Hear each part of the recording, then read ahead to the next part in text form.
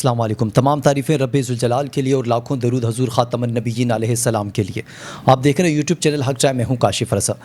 ناظرین، تحریک لبیک پاکستان کے بانی علامہ خادم حسین رضوی رحمۃ اللہ تعالی علیہ کا عرس 19، 20 اور 21 نومبر کو آتا ہے، لیکن ان کے حوالے سے ایک امپورٹنٹ خبر آئی ہے جو تحریک لبیک پاکستان کے رکن شورا پیر سید سرور سیفی شاہ صاحب نے دی ہے۔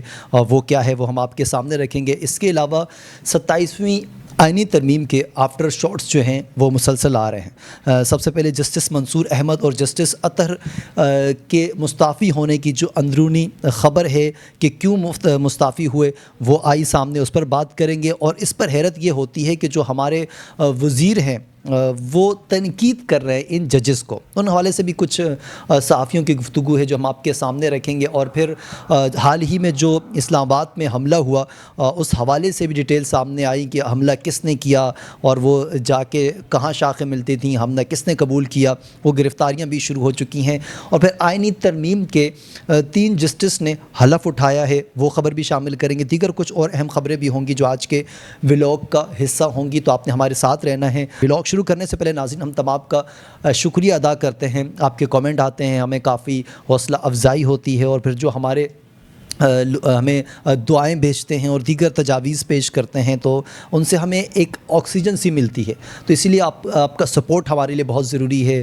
ہمیں آپ کامنٹ کی صورت میں سپورٹ کریں، ہماری ویڈیوز کو لائک اور شیئر اور اسپیشلی چینل کو سبسکرائب بھی کر دیا کریں۔ اب خبر شامل کرتے ہیں ناظرین، تحریک لبیک پاکستان کے بانی علامہ خادم حسین رضوی رحمۃ اللہ تعالی علیہ کے حوالے سے امیر المجاہدین کے سالانہ عرس سے متعلق اہم اعلان کیا گیا۔ پیر سید سرور شاہ سیفی صاحب کی جانب سے انہوں نے یہ کہا کہ اس بار کا جو عرس ہے وہ ہم ملتوی کرتے ہیں، اور اس کی وجوہات صرف یہ ہے کہ ہم تک یہ خبریں پہنچی کہ رات گئے بھی شاید لاہور کے کچھ ایریاز میں پکڑ دھکڑ اور یہ ساری چیزیں وہاں کی گئی، تو تحریک لبیک پاکستان کے جو قائدین ہیں ان کے ساتھ ساتھ کارکنوں کو بھی پکڑا جا رہا ہے، اور میرے خیال سے ہزاروں کی تعداد میں اب تک گرفتاریاں پنجاب کے مختلف شہروں اور اضلاع سے ہو چکی ہیں۔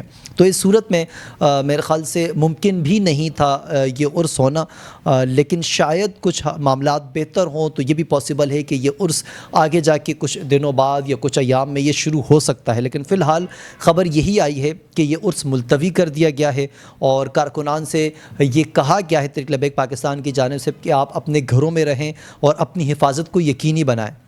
تو اس سے آگے کی بات میں مزید کر دیتا ہوں کہ آپ کوشش کریں کہ گھروں میں ہی 19، 20 یا 21 کو آپ اپنی گھر میں قرآن خوانی رکھیں، اور علامہ خادم حسین رضوی رحمۃ اللہ تعالی علیہ کے ایصال ثواب کے لیے کوئی بھی قسم کا ایک اہتمام کریں، محفل منعقد کریں، جو بھی آپ کے حسب توفیق ہو، تاکہ اس بار کا جو عرس ہے وہ صرف لاہور کی سرزمین پر نہیں، پاکستان اور دنیا بھر سمیت جہاں بھی شکان رسول رہتے ہیں وہ اپنے گھروں، مساجد اور دفاتر میں بھی یہ عرس جو ہیں یا ان کی برسی کی تقریبات منعقد کی جائیں۔ ناظرین، اس حوالے سے آپ کی کیا رائے ہے؟ کیا آپ جو ہے یہ 19، 20 اور 21 نومبر کو آنے والے دنوں میں کیا اپنے گھر میں، دفتر میں، آفس میں، مساجد میں کسی قسم کی عرس کی کوئی تقریبات رکھنے جا رہے ہیں؟ کامنٹ سیکشن میں جا کر آپ اپنی رائے ضرور دے سکتے ہیں۔ اب بات کرتے ہیں ناظرین جسٹس منصور اور جسٹس اطہر کے مستعفی ہونے کی اندرونی کہانی کے حوالے سے جو سامنے آئی ہے وہ ہم آپ کے سامنے رکھتے ہیں۔ ذرائع کے مطابق جسٹس منصور علی شاہ اور جسٹس اطہر من اللہ نے گزشتہ رات ساتھی ججز سے ان کے چیمبرز میں جا کر الوداعی ملاقاتیں کی۔ ذرائع نے کہا کہ ساتھی ججز نے جسٹس منصور اور جسٹس اطہر من اللہ کو استعفیٰ نہ دینے کا مشورہ دیا، اور ساتھی ججز قائل کرتے رہے کہ آپ نے استعفیٰ نہیں دینا، اور ذرائع کے مطابق ساتھی ججز کے اصرار کے باوجود دونوں ججز اپنے فیصلے پر قائم رہے اور ساتھی ججز سے ملاقاتیں کرنے کے بعد استعفیٰ دیا اور پھر سپریم کورٹ سے روانہ ہو گئے۔ واضح ہے کہ 27ویں ترمیم کے معاملے پر جسٹس منصور علی شاہ اور جسٹس اطہر من اللہ نے گزشتہ روز سپریم کورٹ کے جج کی حیثیت سے اپنے عہدے جو ہیں وہ ان سے استعفیٰ دے دیا تھا۔ اس پر ناظرین تنقید کی جا رہی ہے کچھ اس حوالے سے، اور یہ مقبول جان کا ایک ٹویٹ آپ کے سامنے رکھتے ہیں۔ انہوں نے کہا کہ جن ججوں نے عمران خان کی حکومت ختم کرنے کے لیے رات کو 12 بجے سپریم کورٹ کھول کر فیصلہ دیا تھا، جب اپنی سپریم کورٹ کے خاتمے کا وقت آیا تو دن کے وقت بھی عدالت نہ لگا سکے، اپنی قبر اپنے ساتھ کھودتے ہوئے دکھتے رہے اور چپ چاپ 27ویں آئینی ترمیم کا کفن پہن کر اس میں لپیٹ لیے گئے۔ یہ اوریا مقبول جان صاحب کا کہنا تھا۔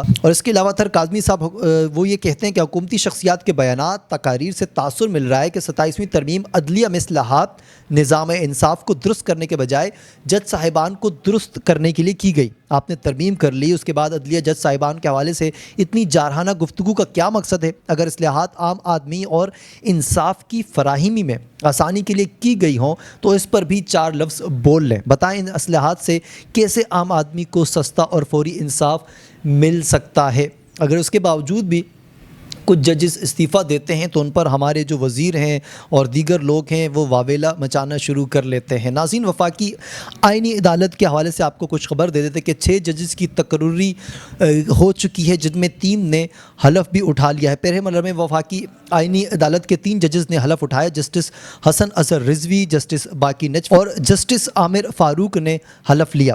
وفاقی آئینی عدالت کے پہلے چیف جسٹس امین الدین خان نے ججز سے حلف لیا۔ اسلام آباد ہائی کورٹ کے چیف جسٹس سرفراز ڈوگر بھی حلف برداری کی تقریب میں موجود تھے۔ اس سے قبل وزارت قانون نے وفاقی آئینی عدالت کے ججز کا نوٹیفیکیشن بھی جاری کیا۔ اس کے علاوہ ناظرین، کچھ جسٹس مسرت ہلالی کے حوالے سے بھی آپ کو خبر دیتے چلے، انہوں نے اس وفاقی آئینی عدالت کا حصہ بننے سے انکار کر دیا ہے، معذرت کر لی ہے۔ اس کی کچھ خبر آپ کے ساتھ ہم رکھتے چلے۔ ذرائع کا کہنا ہے کہ جسٹس مسرت ہلالی نے وفاقی آئینی عدالت کے جج بننے سے معذرت کر لی ہے۔ ذرائع کا یہ بتانا ہے کہ جسٹس مسرت ہلالی نے صحت کے مسائل کے سبب آئینی عدالت کا جج بننے سے معذرت کر لی ہے۔ ناظرین، یہ تو کچھ تھی 27ویں آئینی ترمیم کے بعد ججز کے استعفوں کے حوالے سے اور وفاقی آئینی عدالت کے حوالے سے خبر۔ اب کچھ خبر شامل کرتے ہیں اسلام آباد کچہری چوک میں جو حملہ ہوا اس حوالے سے۔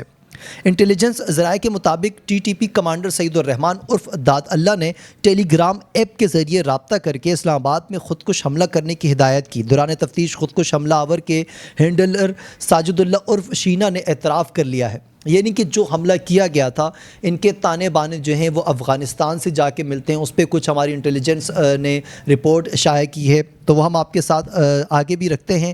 داد اللہ نے ساجد اللہ عرف شینا کو خودکش بمبار عثمان عرف قاری کی تصاویر بھیجی تاکہ وہ اسے پاکستان میں وصول کرے۔ خودکش بمبار عثمان عرف قاری کا تعلق شینواری قبیلے سے تھا اور وہ ننگرہار افغانستان کا رہائشی تھا۔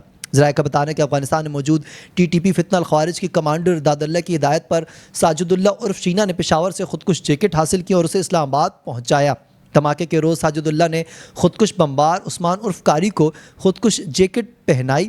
ٹی ٹی پی کے افغانستان میں موجود اعلیٰ قیادت اس نیٹ ورک کی رہنمائی کر رہی ہے، یہ کہنا ہے ہماری سیکیورٹی ذرائع کا۔ ناظرین، اور کچھ خبر آپ کو شامل کر لیتے ہیں۔ اس وقت پاکستان اور سری لنکا کے درمیان دوسرا او ڈی آئی کھیلا جا رہا ہے راولپنڈی میں، اور پاکستان نے ٹاس جیت کر سری لنکا کے خلاف بولنگ کا فیصلہ کیا ہے، کیونکہ آپ کو پتہ ہے سری لنکا یہ ادھورا چھوڑ کر یہ دورہ جانا چاہتی تھی، لیکن ہمارے جو وزیر داخلہ ہے محسن نقوی صاحب، انہوں نے بات کی، ان سے جا کے ملاقات کی اور میرے خیال سے 120 منٹ تک یہ ملاقات رہی، جس میں یہ فیصلہ کیا گیا سری لنکا کی جانب سے کہ ہم یہ سیریز کھیلیں گے۔ لیکن اس میں تبدیل یہ ہوئی کہ ایک دن کی تاخیر سے جو بقیہ 2 میچز تھے وہ کھیلے جانے تھے، تو جو کل میچ ہونا تھا وہ آج ہو رہا ہے، تو اس میں اب جو ہے وہ بیٹنگ جاری ہے۔